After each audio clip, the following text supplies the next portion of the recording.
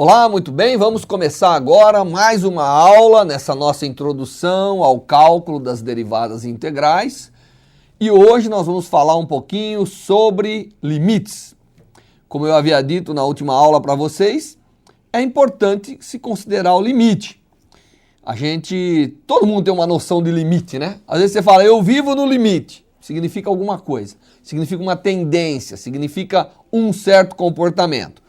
Então nós vamos aprender o que significa limite do ponto de vista matemático, que é um conceito essencial para a gente aprender as derivadas e as integrais.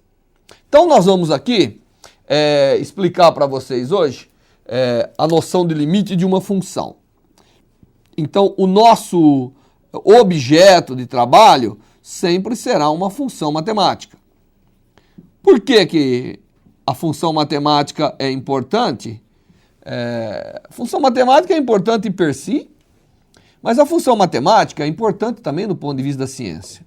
Porque quase todas as grandezas físicas, químicas ou mesmo biológicas que nós aprendemos a descrever, que nós aprendemos a colocar numa linguagem matemática adequada, elas são representadas por funções. Então, normalmente, né, essas funções podem aparecer de várias formas, um gráfico, ou números, uma tabela, mas são funções, né? São grandezas, onde eu tenho uma grandeza que eu chamo, uma variável que eu chamo de independente, por exemplo, pode ser o tempo, né? Então vamos ver o nível de chuva como função do ano.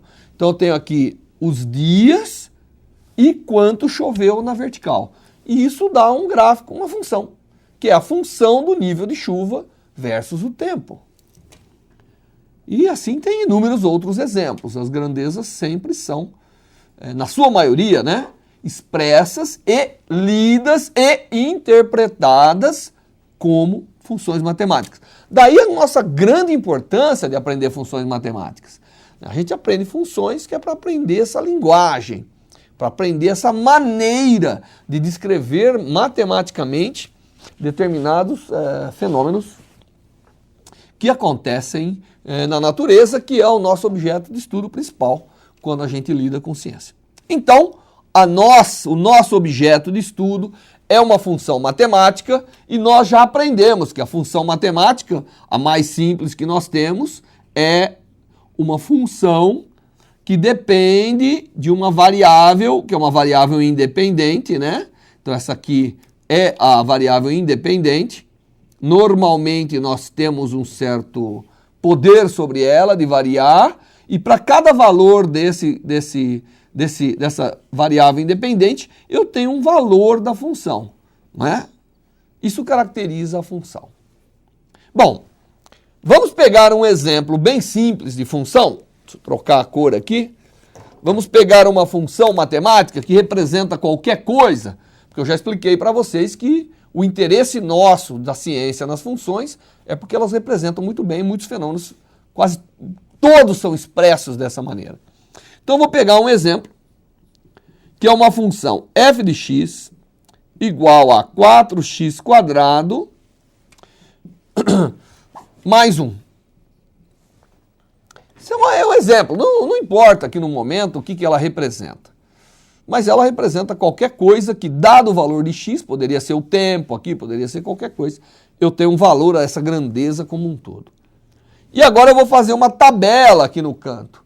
A tabela que eu vou fazer é quem é o valor de x, que é a minha variável independente, e quem é o valor da função f de x. Vou passar um traço e vou colocar aqui do lado os valores da função, e do outro lado, num lado os valores da variável independente e do outro da função.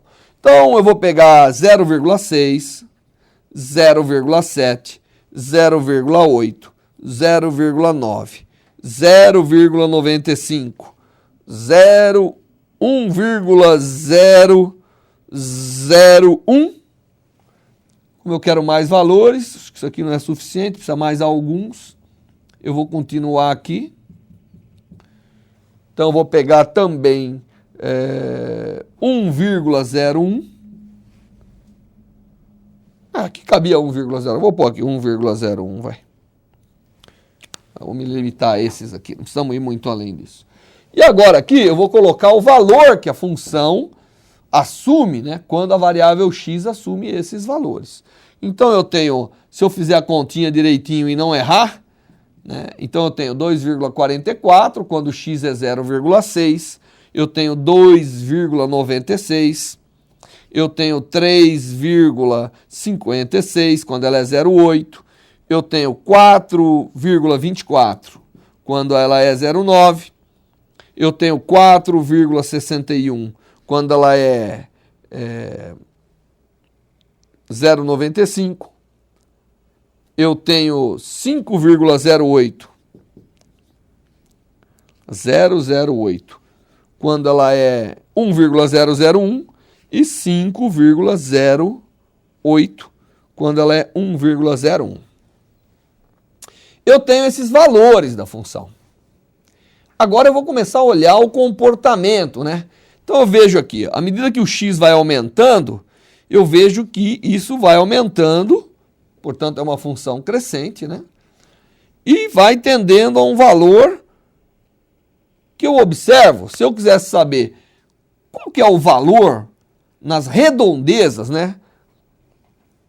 E eu vou representar dessa maneira, né? Se eu não tenho exatamente o valor da função quando x vai a 1, mas olhando esses dados, o que eu vou adivinhar aqui?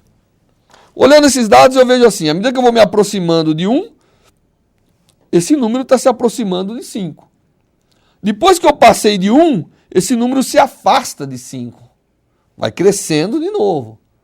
Então eu me aproximo de 5 e depois me afasto de 5.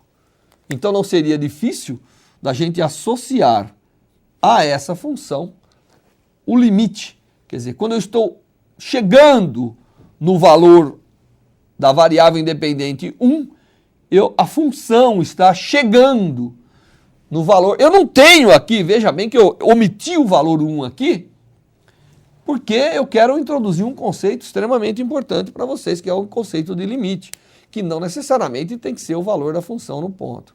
Isso tem que ficar bem claro desde o início. Por isso que eu não coloquei o ponto 1 na minha tabela. Eu não tenho aqui o ponto 1.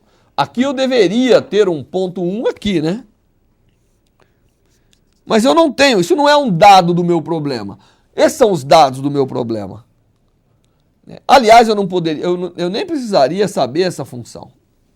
Eu poderia ter dado essa tabela e falando assim, olha, eu tenho aqui uma função matemática que representa algum fenômeno físico que se comporta desta forma.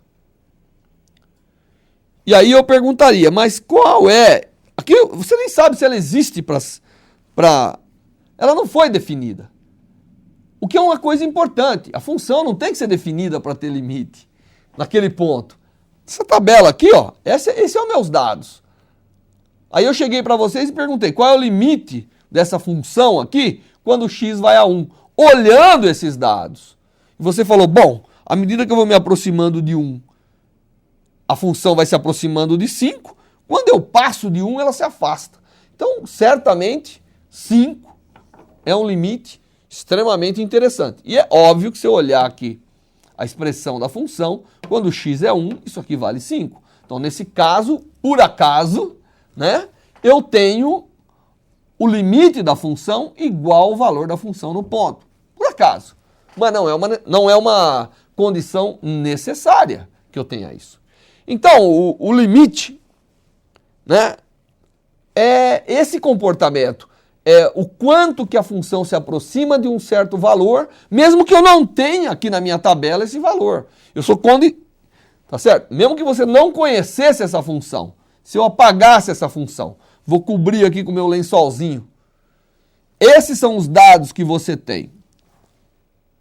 Tá certo? E eu perguntasse isso, você responderia isso, sem ter que vir aqui e fazer a conta, dizendo que quando x igual a 1, a função é 5. Então, esse é o conceito de limite que nós temos que ir colocando na nossa mente. Deixa eu dar um outro exemplo. Eu vou fazer um outro exemplo aqui. O exemplo agora é uma função f de x igual a 1 mais 1 sobre x.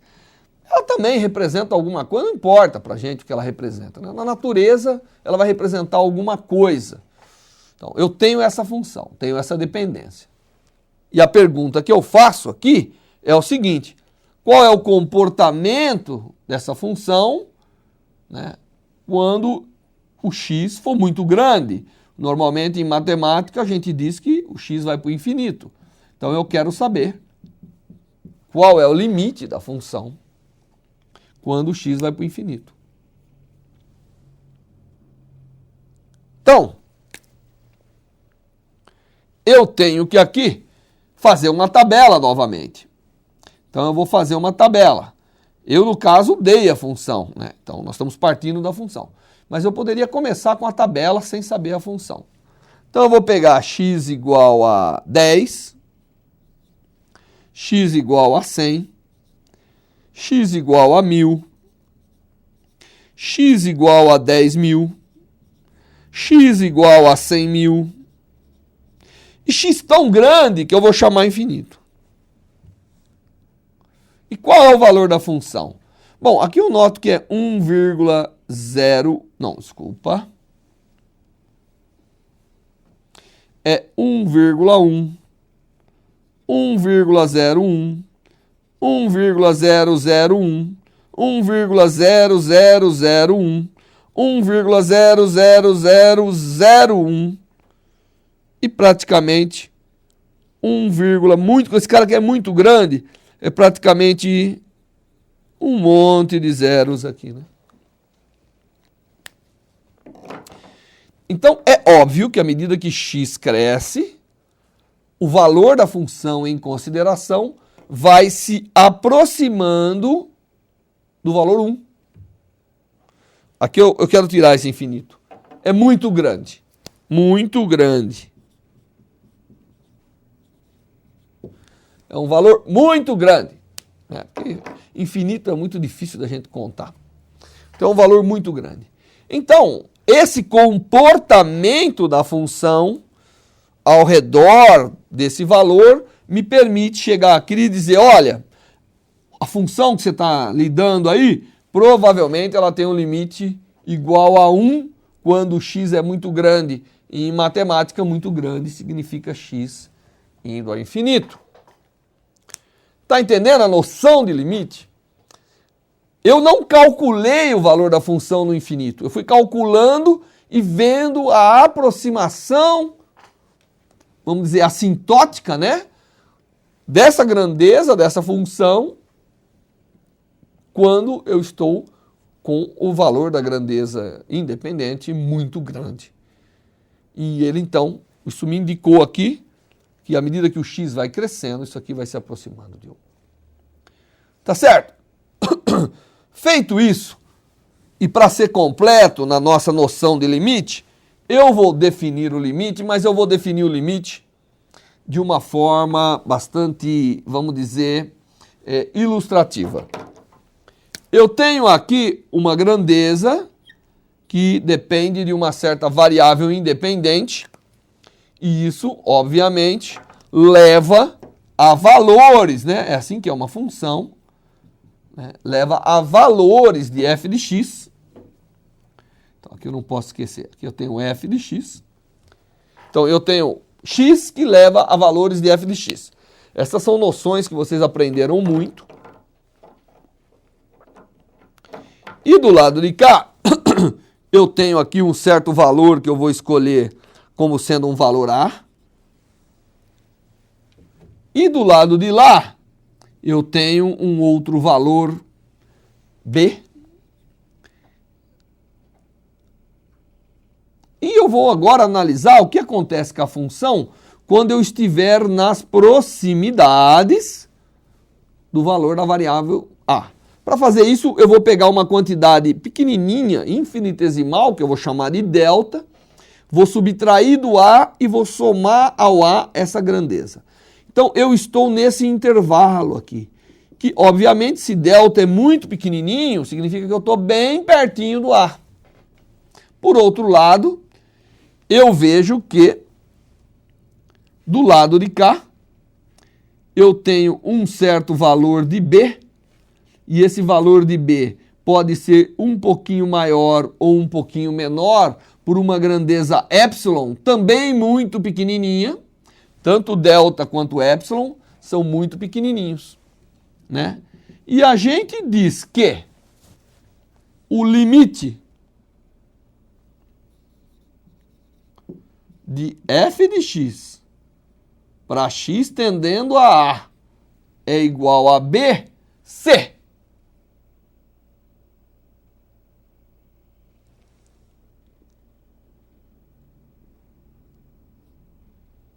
para valores na vizinhança de A, eu tenho univocamente valores na vizinhança de B.